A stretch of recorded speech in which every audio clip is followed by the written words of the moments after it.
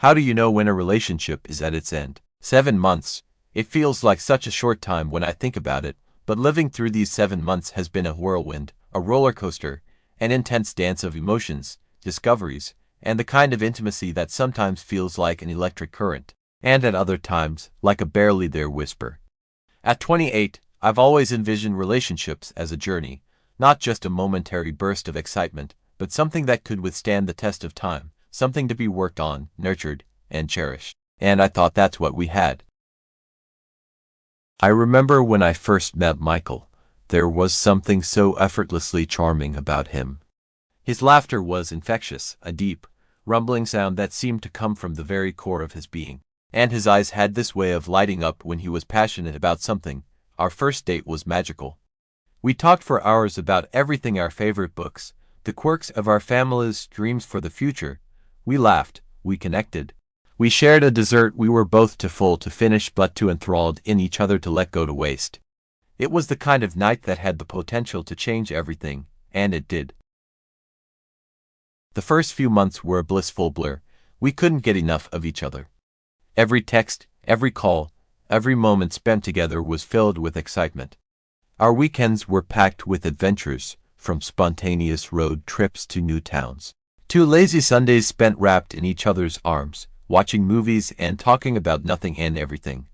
I felt like I was floating, like I had found someone who could really be my partner, my equal, my other half. But then, somewhere along the way, things started to change. It wasn't dramatic, not at first. It was subtle, almost imperceptible, like the way the light fades in the evening.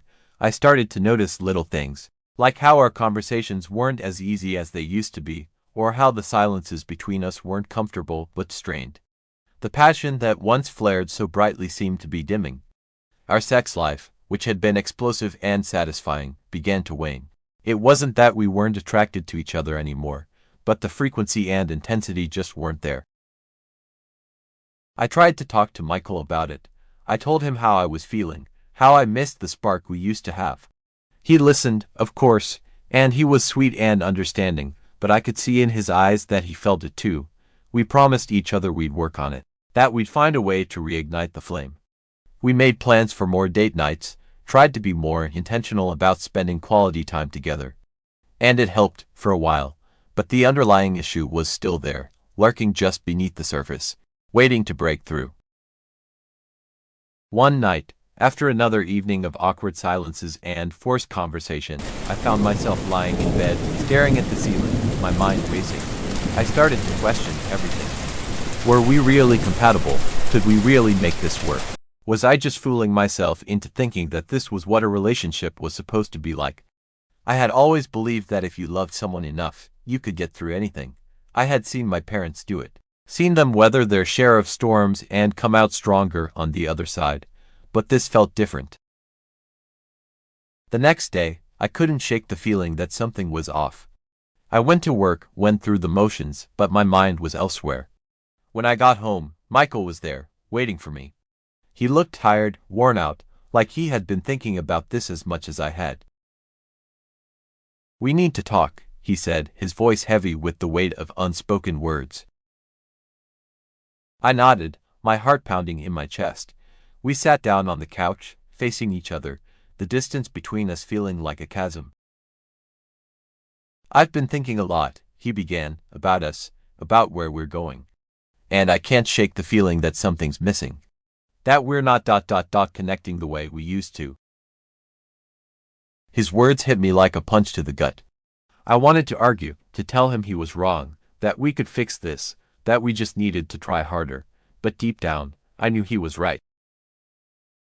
"I feel it too," I admitted, my voice barely above a whisper. "I don't want to lose you, but I don't know how to fix this. It feels like we're drifting apart, and I don't know how to pull us back together."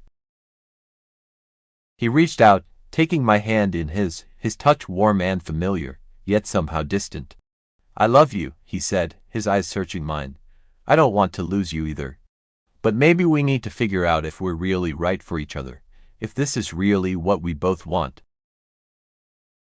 The tears came then, hot and fast, streaming down my face. I had known this conversation was coming, had felt it building for weeks, but that didn't make it any easier. We talked for hours that night, about our fears, our hopes, our doubts. We didn't come to any conclusions, didn't make any decisions. But we promised each other that we would try, that we wouldn't give up without a fight. The next few weeks were a blur of emotions. We tried to be more present, more connected. We went on more dates, had more deep conversations. But the underlying tension was still there, a constant, unspoken presence. I started to feel like I was walking on eggshells, afraid that any wrong move could shatter the fragile peace we had found. One evening, after a particularly difficult day at work, I came home to find Michael waiting for me with a bouquet of my favorite flowers. He had cooked dinner, set the table with candles and everything.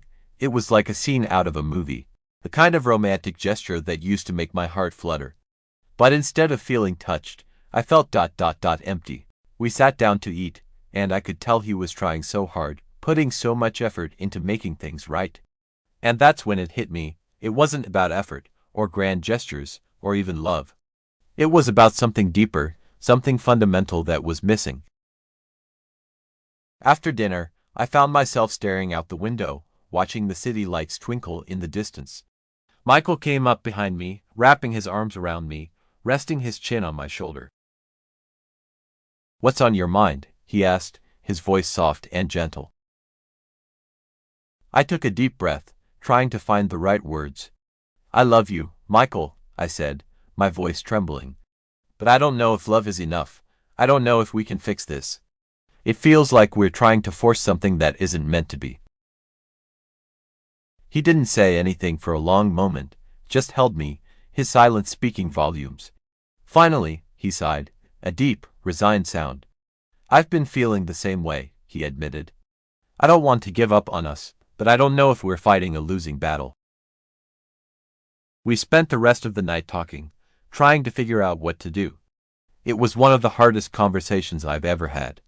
We both knew that we loved each other, that we cared deeply for each other. But we also knew that something was missing, something essential that we couldn't force or manufacture.